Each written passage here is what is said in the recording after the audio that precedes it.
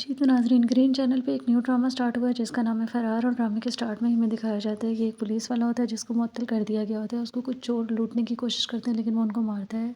वो अपनी अम्मी से बात कर रहा होता है जो कि उसे किसी लड़की को देखने के बारे में बात कर रही होती हैं। तो वो कहता है कि वो शाम में आकर मिल लेगा और उनकी बात भी सुन लेगा। फिर यहाँ पे दूसरे लड़के को दिखाया जाता है जो कि एक शॉप पे खड़ा हुआ होता है और शॉपकीपर उससे कहते हैं तुम जिसे देखने आते हो ना वो रोज़ इसी टाइम आती है लेकिन हिम्मत करके अपने दिल की बात भी कहता है। वो पहले तो मुकर जाता है, उससे कहता है ऐसी कोई भी बात नहीं है। फिर वो शॉपकीपर उसे कहता है कि वो आ गई है, तुम उसे देख लो। और फिर साथ ही उसे कहता है कि तुम एक शरीफ और इज़्ज़तदार घर के लगते हो और वो लड़की भी शरीफ लड़की लगती है, तो बेहतर है तुम उसके घर रिश्ता भेज दो।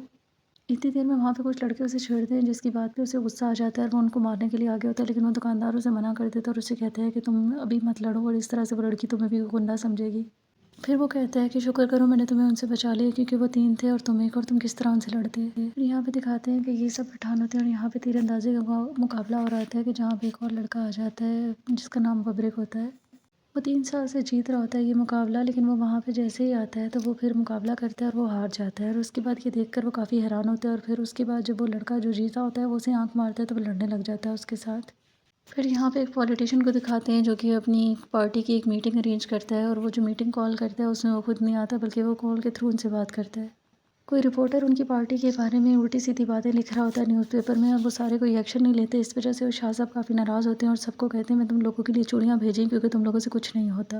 दूसरी तरफ गाँव के बड़े बैठते हैं और वो बब्रिक से कहते हैं तुमने बहुत गलत किया, अगर तुम हार गए तो तुमसे अपनी हार बर्दाश्त नहीं हुई, तुमने लड़ाई की। जिसके बाद वो कहते हैं नहीं इसने मुझे आँख मारी थी, मैंने तब लड़ाई की है। आप सबको पता है ये कितनी ज़्यादा शर्म की बात है और इसने मुझे आँख मारी थी उसके बाद ही मैंने लड़ाई की। इसके बाद गाँव वाले उनसे कहते हैं अच्छा ठीक है लड़ाई को ख़त्म करो और आपस में गले मिलो। बब्रिक पहले तो तैयार नहीं होता, फिर उसे उसके पापा भी कहते हैं कि हमारे गाँव में ये मेहमान आए और मेहमानों के साथ ऐसा सलूक नहीं किया जाता और उनसे माफ़ी नहीं मंगवाई जाती।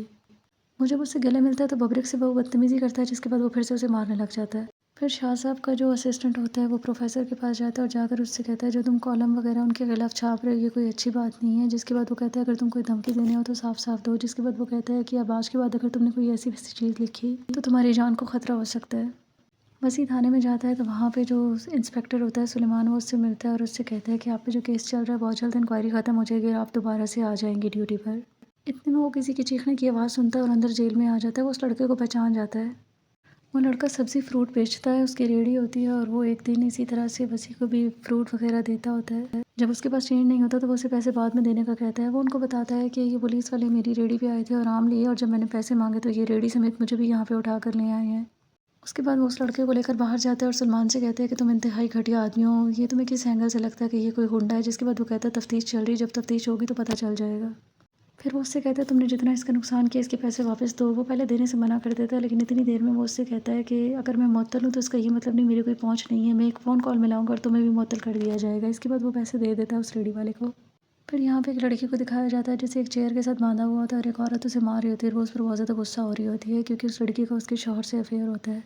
वो अपने भाइयों से कहती है मैं इसे जान से मार दूंगी।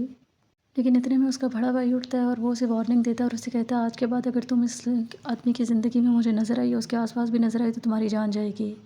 फिर वो अपनी बहन को वहाँ से लेकर चला जाता है। फिर यहाँ पे दिखाते हैं कि कुछ लड़के जो कि टेनिस खेल रहे थे वही लड़के होते हैं जिन्होंने उस लड़की को छेड़ा होता है। यहाँ पे कुछ और लोग आ जाते हैं। वो पहले तो समझ नहीं पाता यहाँ पे क्या हो रहा है, इतने में वही लड़का वहाँ पे आ जाता है और वो बदतमीज़ी करने पर उन्हें काफ़ी ज़्यादा मारता है। फिर वहाँ पे शाह साहब के पीए को दिखाया जाता है जो कि बात कर रहा होता है किसी से फ़ोन पे। इतनी देर में उसके पास एक आदमी आता है और आकर उससे बताता है वो प्रोफ़ेसर अपनी करनी से बाज़ नहीं आ रहा। इसके बाद वो पीए बातिश को कॉल करता है और कॉल करके उसे एक टारगेट देता है। तो क्या बातिश उसकी जान लेगा जब उसे पता चलेगा कि वो उसी लड़की का बाप है जिसे वो पसंद करता है। ये हमें देखने को मिलेगा इस ड्रामे के आने वाले एपिसोड में। तो देखते रहिए ड्रामा सीरियल फरार और मज़ीद अपडेट्स के लिए मेरे चैनल को लाइक एंड सब्सक्राइब ज़रूर करें। अल्लाह हाफ़िज़।